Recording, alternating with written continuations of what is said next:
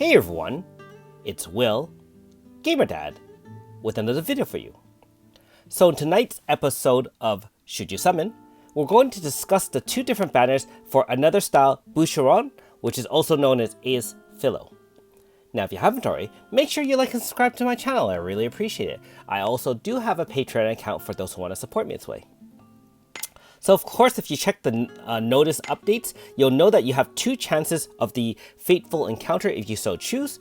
And this one, just like all of them before, does have a 10% chance on the last pull of getting Philo. However, pulls 1 to 9 is 0.4% for the 4.5 and 0.8 for the normal style, as well as 0.8 for the AS. So even on pulls 1 to 9, you do have a pretty good chance of getting any form of Philo.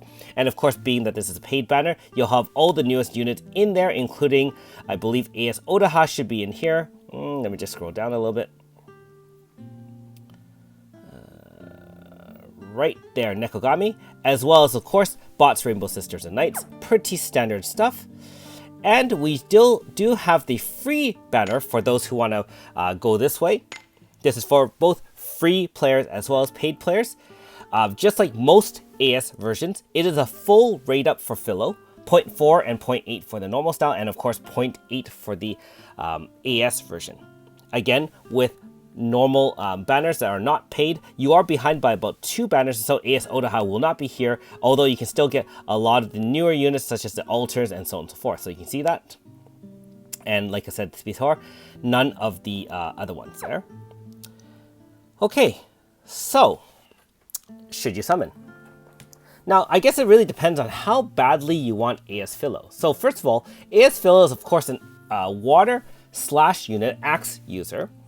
And his unique ability is that instead of his normal attack, when he doesn't have max stacks, which is 3 World Tree power stacks, he can use his normal attack, and instead of attacking, he charges up 1 stack, which gives him 25 power, so a max of 75 power. Not only that, is as long as he has activated that gathering power move, he gains hold ground, kind of like Pry, so he will never die unless there are certain mechanics beyond that, such as like there are certain kills that are fixed damage, in which case he won't be able to counter. Other than that, if he gets hit with any physical or magical attack, he will counter with a water/AoE, and depending on the number of stacks, turns 1, 2, and 3, you can get up to a 2400 mod, which is quite good for counter.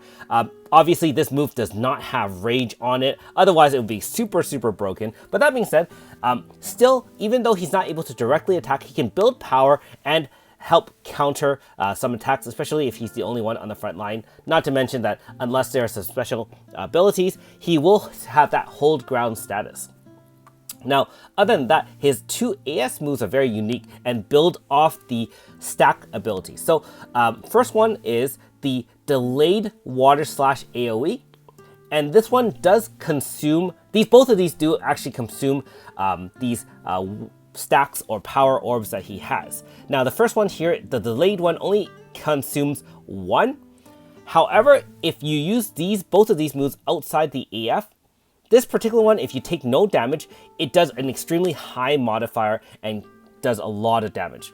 Now his other one is a single target, but this one consumes all the stacks. Depending on if you're outside AF, and you have to be a full AF gauge, which is very similar to like Sea of Stars kind of mechanics, you can do an amazing amount of damage. So the main thing is, if you want a unit like this, you're going to have to build a team around it such that you're going to be abusing either kind of delayed type attacks, Sea of Stars zones, ability to kind of keep him kind of alive and kicking until he gets that max power. And these are also no AF type strategies because the maximum amount of damage is outside AF. So, considering the meta currently is low turn clears, 1 turn AFs with, preemptive kind of zone type moves, I'm not sure how useful he is right now. Not to say he's not ultra powerful, but we're talking about looking at this banner from a free-to-play standpoint and whether or not that would add significant power to your team such that it would be an automatic must summon. And unfortunately, I would have to say that regardless of how powerful he looks on paper with the high modifiers and the fact that he can essentially generate a large attack, I would say he's not absolutely necessary in the game at this moment. I think water type attacks, I think water magic is more than adequate to handle any type of water type weakness bosses. You have Eva, you have Flam, you have ES Nagi, which also of course does the Sea of Stars, and so on and so forth. You also have the things like, Magic is a very, very, very powerful team right now. In terms of water itself, Water Elemental is no slouch either. You have the Water Zone Grasta if you can grind out the Boss Rush, of course. You have Water Pierce, you have AS Form, which is semi-free, AS Shield, which is essentially free, and if you get something like a Yukino or even more powerful AS Hismena, she won't be, you won't be able to lose that easily. Like, I would say that I have all those units right now without obviously having AS Philo, and I can't say that any current boss that would be vulnerable or weak to water would withstand the attacks of one of those two. Not to mention, even Blunt Zone, you have AS Melina carrying it more than adequately. So in conclusion, like I said, I would advise against summoning on it unless you really like the mechanics and you're going to build this kind of delayed Sea of Stars kind of stall type team where you're really going to abuse that. Okay, now there is one lesser banner also available with this. Obviously, AS Nagi's banner. And if you didn't know, her manifest is out. I have already done the first fight and I have uploaded it to my channel. You can check it out. Obviously, it won't be as difficult as the second one. Now, that being said, you have... This one's really interesting. This is almost like a revisit for the banner back in December when you could actually summon between Nagi as well as the ES Nagi. So instead of having the normal style Nagi, you have AS Nagi as well as ES Nagi, both uprated 0.8.8. Note that the 4.5 is not uprated, and like most free banners, the newest Nikogami, it's not here. I can show you on the bottom, although the alternate are still here. So I'll just quickly summarize my thoughts on this one. If you have no form of Nagi and you're relatively new to the game, I think this is a decent summon. First of all, either unit is still very, very viable. ES Nagi is still a pretty premier water and crystal magic type unit. Obviously, in comparison with Eva, probably not as nearly raw power-wise, but she still has a lot of utility and she can still establish Sea of Stars, which can unlock its own kind of strategies. Now, in terms of AS Nagi, my understanding, and I haven't tried this out yet, is that once you get her manifest powered up, she's going to be a monster when it comes to Earth/DPS, and supported by other Earth type units. You've got the altars, you've got other ways to support Earth Zone. She is going to be very, very powerful on that team. So the downside, of course, is that Earth/ there's lots of free ones, right? You have Violet, you have Deidre, you have Velvet, although that's lesser. You can use Calamity Grasta for Earth.